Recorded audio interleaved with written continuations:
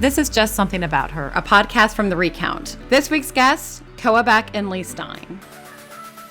Lee, the end of your first article on Girlboss, which was fantastic, says that the Girlboss is a, quote, manifestation of the American myth that if you're not succeeding, it must be because you're not trying hard enough. I was asked to write this piece for Medium about the end of the Girlboss, about the real women that were falling one after the other.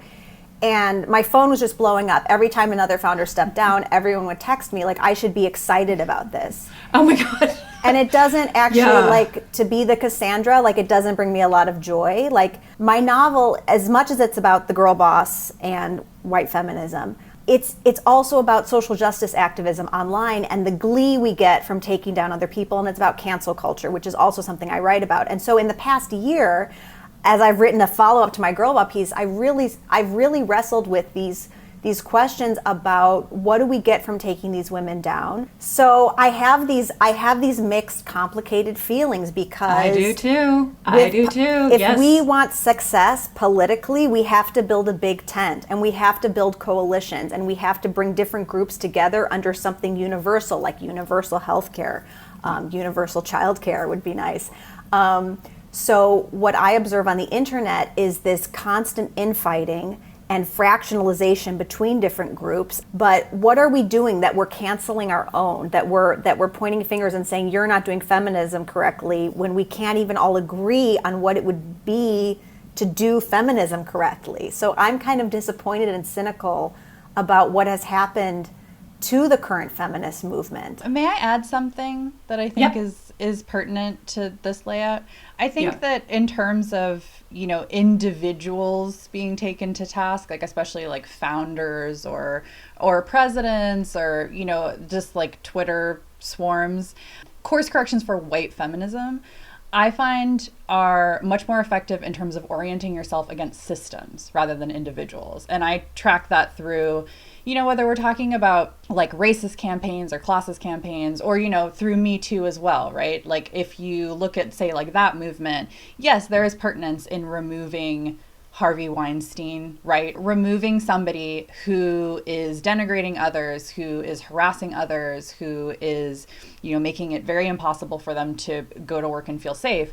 But again, some of the best reporting I find that came out of Me Too, more earlier Me Too, was the reporting that detailed the just like layers and complex systems that facilitated this person.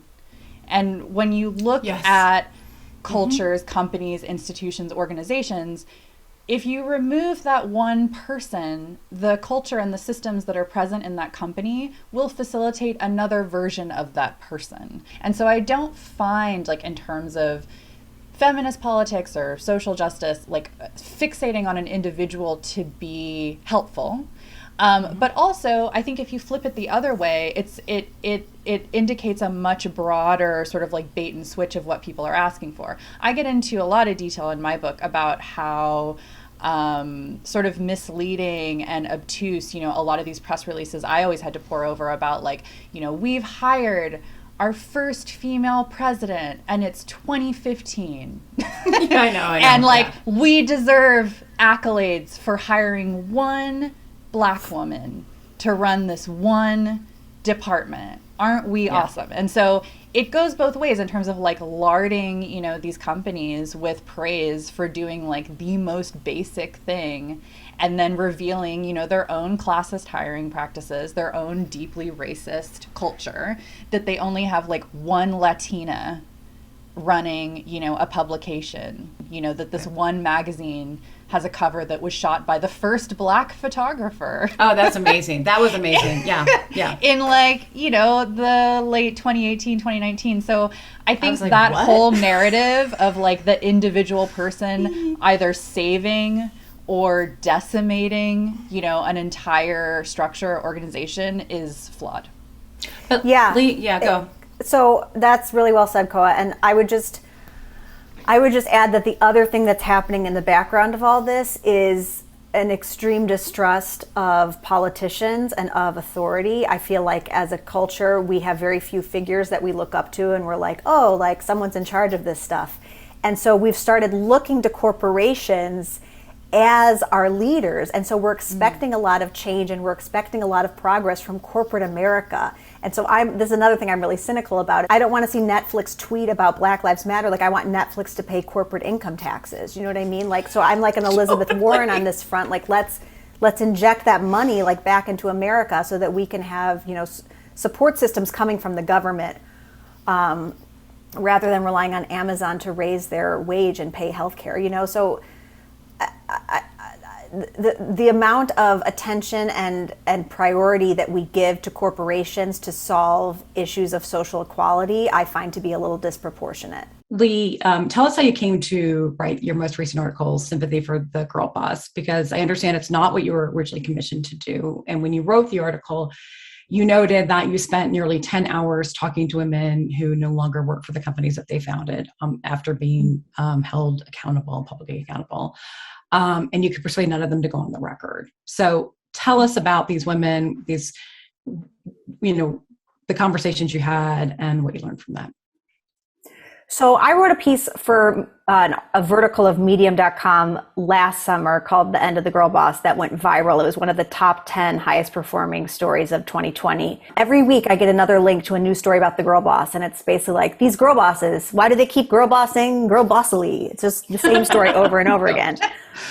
So my editor originally asked me to do like a where are they now, and to like track down these female founders that had resigned or been fired from their companies and see what they were up to. So at first I was excited because some of these founders had reached out to me, and so I had connection to them. So I was like, great, I'm going to write a piece and I'm going to get all these exclusive interviews. No, they wouldn't go on the record. They wouldn't talk to me on the record, and it's because of the public shamings they endured. So that became part of the story. Part of the story became I couldn't persuade these women to tell their side of the story. They didn't want to re-enter the arena after what had happened to them. I mean, the most interesting insight that I had from these conversations is, and I'd love to hear Koa's take on this, but I feel like it's white women's anxiety that they will be caught. And so they have to direct that anxiety at a scapegoat so that no one will see that they're complicit. So I feel like it's a lot of white women taking down other white women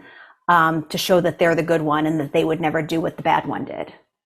Oof. I do have an opinion on that. I think a real worthwhile dimension, based on what Lee said, but also, in terms of campaigns and social media presence to get into, is performativity, like situating yourself hypothetically as caring about social justice or feminism or racial literacy or queer rights, developed a very specific cachet. And, whether we're talking about, like Lee said earlier, like Netflix, that's trying to cash in on that or like use that to position themselves a certain way, or it's an individual who is a brand, and I think that there's a lot of flexibility now in understanding, people as brands. Like hypothetically, anyone on Twitter could be a brand if you expand the definition. I think that there is a very quantifiable way by which a specific person can participate in certain campaigns in a very minimal way to make themselves look a certain way. The rise of the girl boss coincides with the rise of personal branding. And this was the advice I was getting when I was running a feminist nonprofit. Right. I was getting all this advice about my personal brand and how I should go speak at all these women's empowerment conferences. But I was like, what am I supposed to be talking about? And they're like, but talk about yourself like you're as a founder. And I'm like, but what's my point? Like, it was all very hollow and empty. And I thought, I don't want to brand. Like, I want to write books. Like, my brand is I'm a writer. I want to do something. So I have observed that there's been this flip-flop where people become brands. So we treat people like corporations, and we say where is your statement? When are you going to put out your statement? And then we treat corporations like people, and we look to corporations and we say, well, what do you believe? What does Nike believe? What is Nike going to stand for? So we have our wires crossed when it comes to brands in a really interesting way that speaks to this moment. Thanks for watching. You can watch the full episode of Just Something About Her on the Recount, streaming daily, or listen to it wherever you get your podcasts.